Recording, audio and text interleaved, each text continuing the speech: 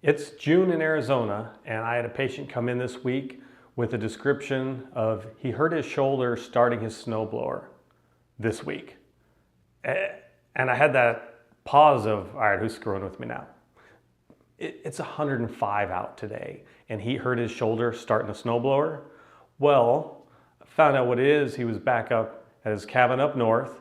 Snowblower was acting up all winter. He was trying to work on it, was awkwardly leaning over, trying to check out, see if the spark plug was firing as he was pulling it. So he's in an awkward position, pulling, and he doesn't do that day in and day out, right? So not just the pulling part was new, but the awkwardness of the position was new. And that, of course, hurt his anterior shoulder. He knew right away he did it, and he was in trouble. So a couple days of ice, and he's back down the valley and trying to get it worked on. It's kind of a fun one for us because it has very sharp and pinpoint tenderness right at that coracoid process.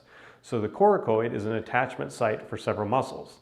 The pec minor coming across the chest, off ribs 3, 4, and 5 attach on the coracoid, and we have 2 coming down the arm, the coracobrachialis and the short head of the bicep. And he is really tender on that coracoid and along the bicep. So those areas are what he's hurt. He probably got a little bit of the pec and a whole lot of that bicep.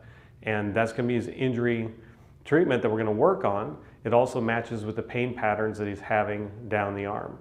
So we're going to do our best to help get him back in shape so he can finish getting that snowblower working as it should be before the winter comes again.